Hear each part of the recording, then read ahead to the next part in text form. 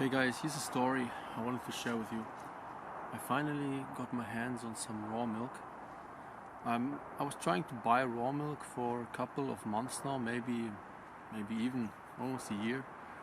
I was in England for some time and I couldn't really find it there easily. And then I was in South Africa, and where I lived there it was also not easy to get.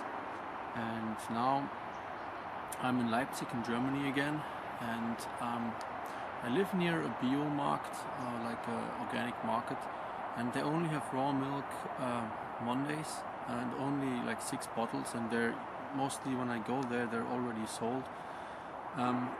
Also the raw milk they have there, I don't know, it kind of lacks the cream, you know. I thought that raw milk also comes with the cream on top, and it never has, so I'm kind of confused if it's really raw milk, you know.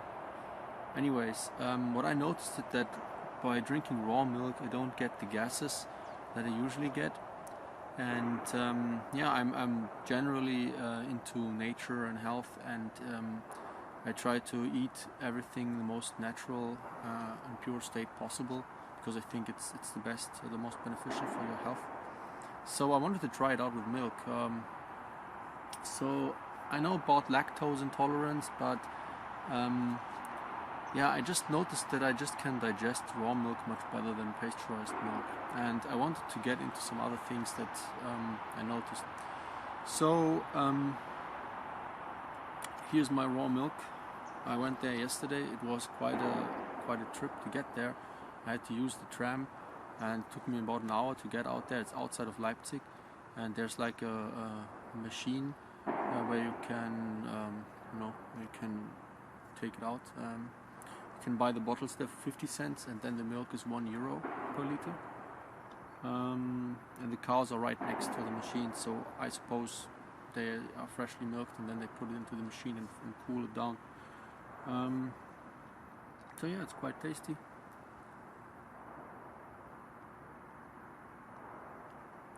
Tastes really fatty.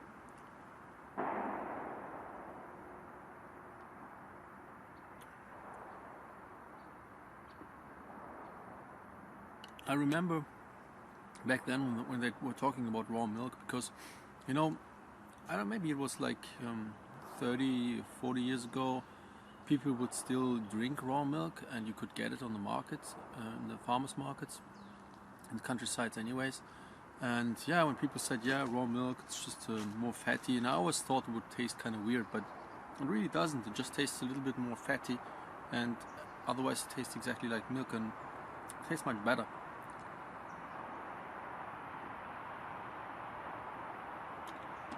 Now, what I wanted to talk about actually is the following. I didn't want to buy raw milk for no reason, you know. The actual reason was, and I have to go into a little bit further back, you know. I have to tell a little bit of a longer story for you to get to my actual point.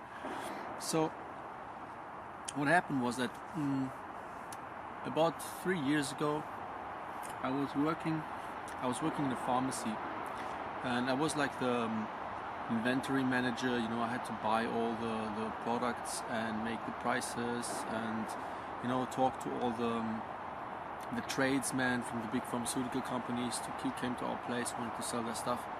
And one day there was this guy from this tea company, you know, medicinal teas, and this company is called Sidroga, and Sidroga had been bought by Siemens some time ago. So Siemens Sidroga was like a huge corporation now, making machines and also making medicinal teas. Now we had two types of medicinal teas, like 2 brands of medicinal teas in our pharmacy, and one was from a local Saxon company located in Dresden, which is Bombastus, and we had pretty good relations with them, and yeah, they were local, and we were all for selling local stuff. And now came in the Siemens Sidroga, and we also had a couple of these Sidroga teas, but not many. Our usual assortment was of these Bombastus teas. Now, when the Siemens Sidroga guy came in, we had this huge stand that they once supplied us with all these teas, but it was almost empty, and we'd used it for other stuff. And first thing was they were so annoyed about us using their stand with their whatever marketing for other products, you know. So we were not allowed to do that because it was still their property. So that was already kind of an offensive stuff to do, you know. And then they said, you know, we're going to fill up all the stand with our teas again, and we will buy all your other teas completely. You know, there was like a deal. So they just wanted to put all the teas in our pharmacy and remove all the other teas. You know, it was like a monopolistic strategy that they pursued. Now, what they then told me is that it would even be wise for us to do that, because they said, or this guy said, that Siemens is now, or was back then, trying to patent a new machine that would increase the purity of medicinal teas, you know, because every medicinal teas, they have like a certain medicinal substance that is that's classified as the Wirkstoff, you know, the agent in the heating process or whatever. So to clean the teas of all other impurities and all other substances, they had this new machine. And it's true that there are certain guidelines for medicinal teas. You know, they have to have a certain level of the etheric oils or whatever that are in there, and they have to be very pure. You can't, you know, not just any peppermint tea from the supermarket qualifies as a medicinal tea. So what they then suggested was, or what they said was that they will lobby in the government for all other teas that are not purified by the new machine of Siemens to be banned and to be not able to have the label of medicinal tea and to be unable to be sold in pharmacies as medicinal teas. And that alone for me was there was a reason for me to completely you know, keep this tea out of the pharmacy, you know. So I think I still bought some of his teas, you know, in assortment, because we had a certain demand for them as well. But I didn't do any of his special deals there, and I definitely didn't sell the other teas to him. And I think we slowly phased out these Droga teas afterwards, and I found that really offensive and monopolistic and typical big company, you know, big corporation, global strategy. Now this is one story.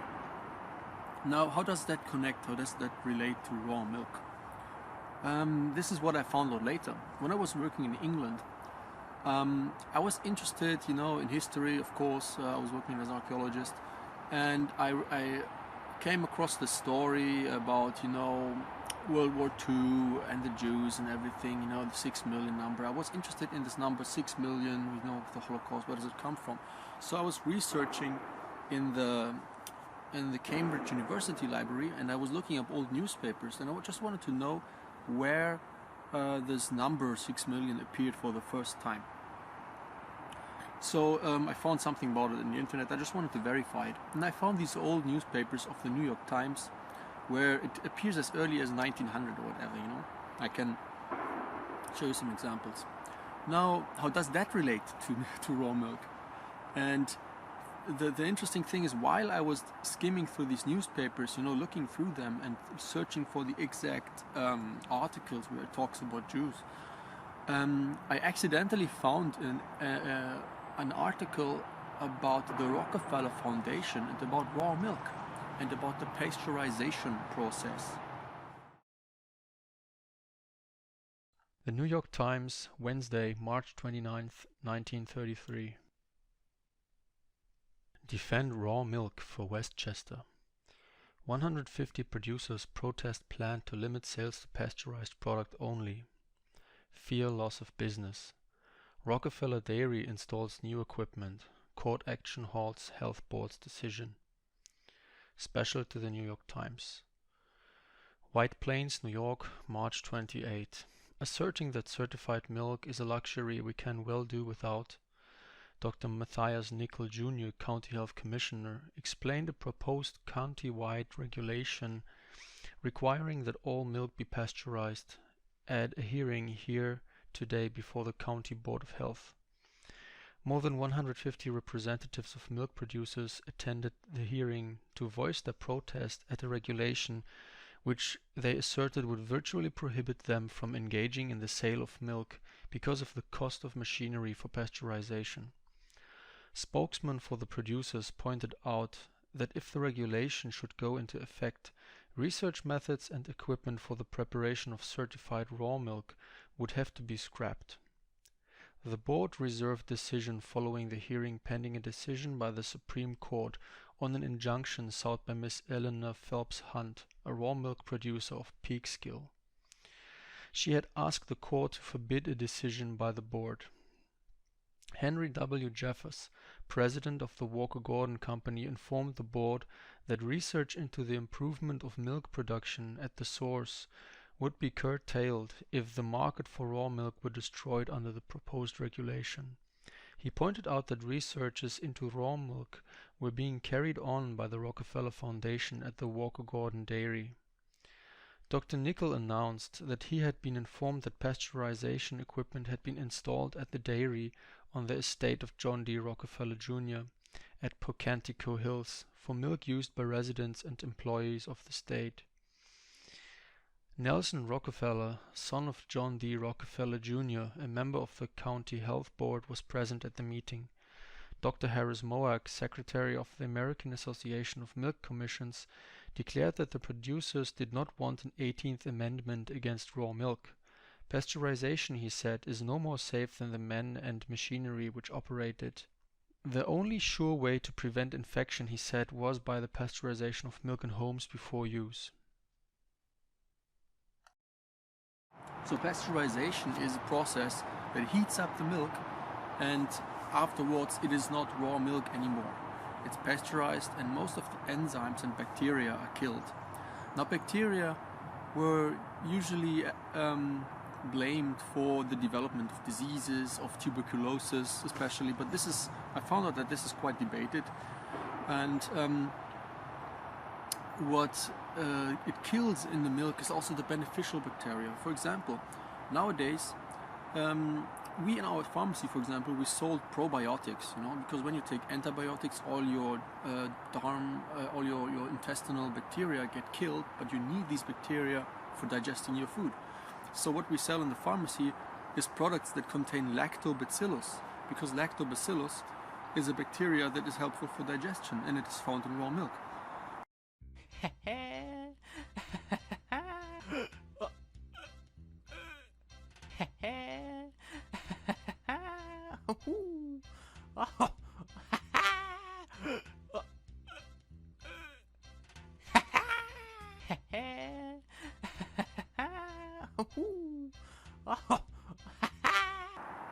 Now we are pasteurizing the milk, killing the lactobacillus, and then we sell the lactobacillus separately in an expensive chemical product in the pharmacy to help digestive issues.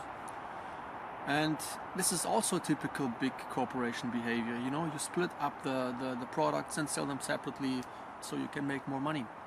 And if you take raw milk, usually you have the milk, you have the bacteria, you have the enzymes, you have the cream, and it's all in one product, and it's cheap. This is €1.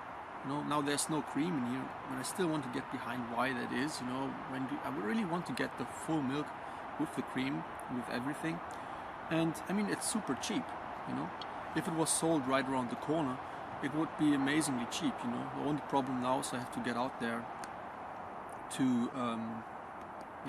travel so far to get it outside of Leipzig. Now, the next thing,